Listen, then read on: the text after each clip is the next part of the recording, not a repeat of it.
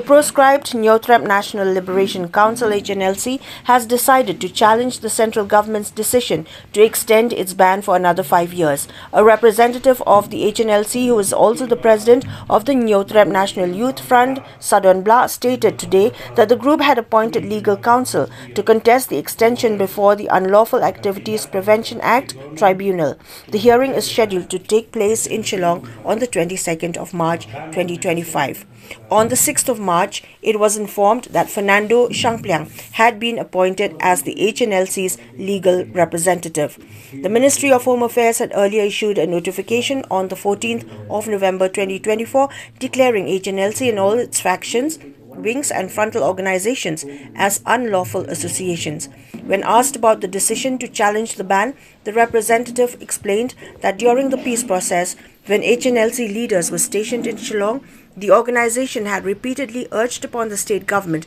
to remove the proscription. It was emphasized that lifting the banned status was a crucial step for the group to fully participate in the peace process. However, it was pointed out that neither the state nor the central government had provided any assurance regarding the matter. The representative, Sadon Bla, further stated that since political efforts had not yielded results, the organization had now turned to legal means to contest the extension. Expressing hope, it was mentioned that the judiciary, along with the state and central governments, would recognize Hnlc's commitment to the peace process and that the legal proceedings would lead to a positive outcome.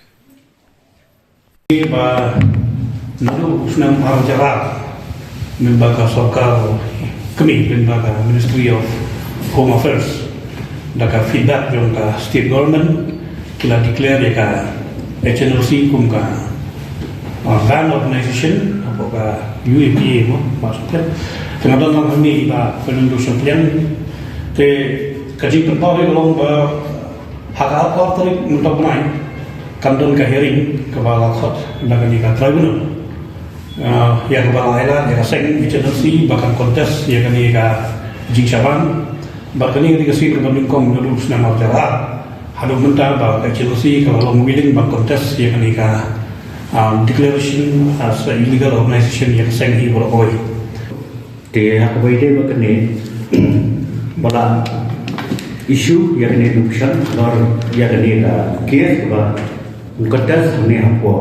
kapan salong ini apa ka state convention kapan long haka atau atribu macam tahu kerja besar. Ke hati orang kini menurut warna kalian masing ke nomor kom kini ka official kilabu syaiba ka Hnlc kom kawai nak kita kisah ba ke soka kalanyo ba kini ki kalanyo ba kini ba outfit wah on offer mah te hatu before te kilabu syai ni ba kimpo dau konsen atau kian konsen mah ban yakun yang dikamti